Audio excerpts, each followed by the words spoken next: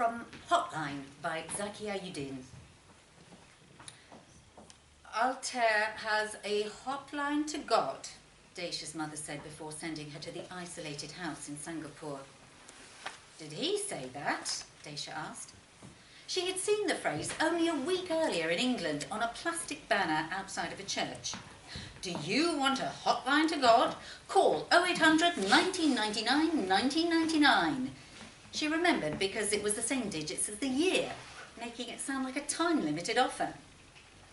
You can call him Uncle, her mother said. She lay in bed, where she'd been since arriving in Sylhet.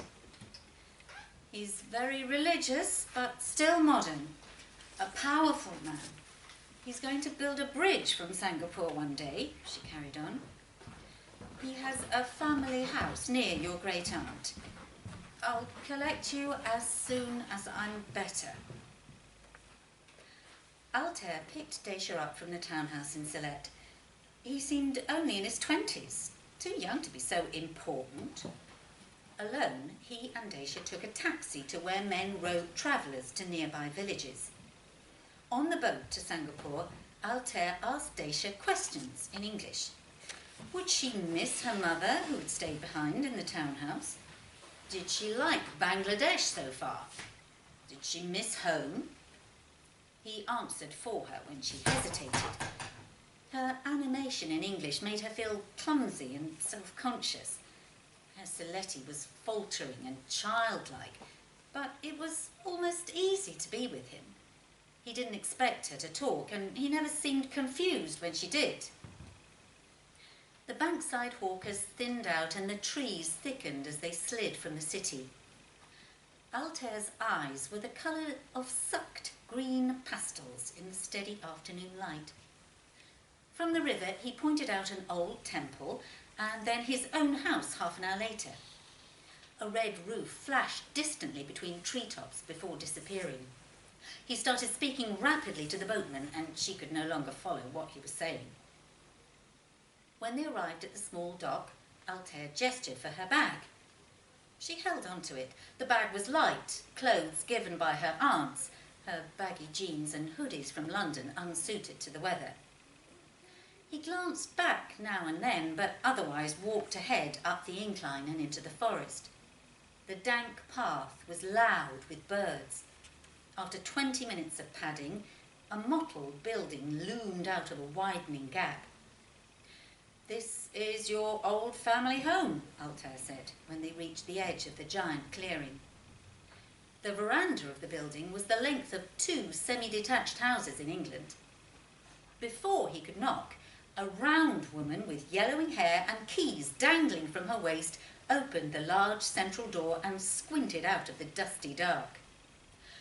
Don't you recognise me, Moina, princess? She asked, propping her walking stick against the doorframe.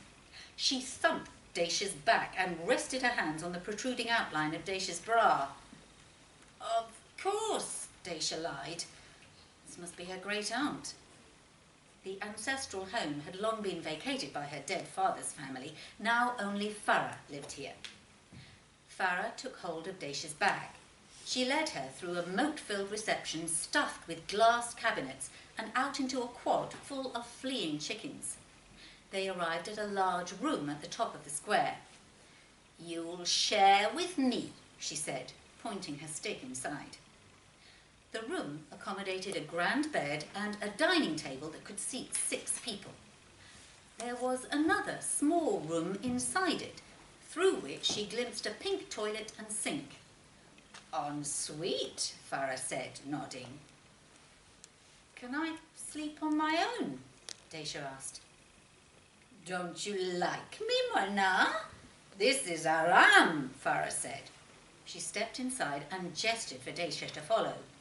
Comfortable, she said, spreading her arms. When she left, Dacia closed the door. She was alone for the first time since leaving Sylhet that day. Her great-aunt pushed the door open again with a stick and shook her head before moving further up the quad.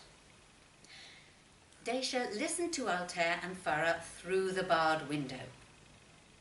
We're so alone, dear. We need you nearby.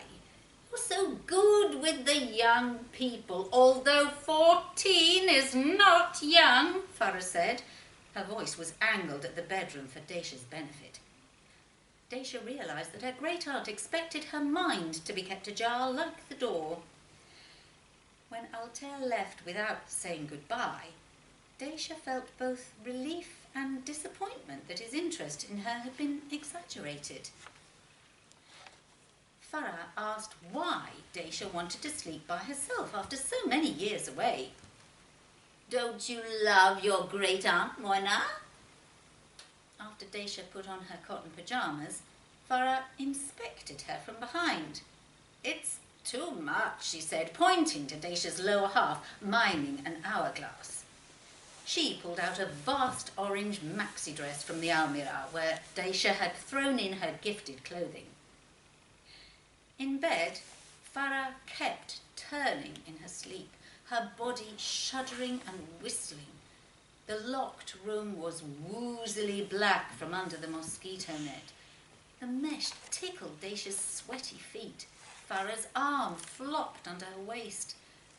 Dacia wriggled until she was nose first against the clammy, nubbed wall, and there was a clear inch or two finally between them.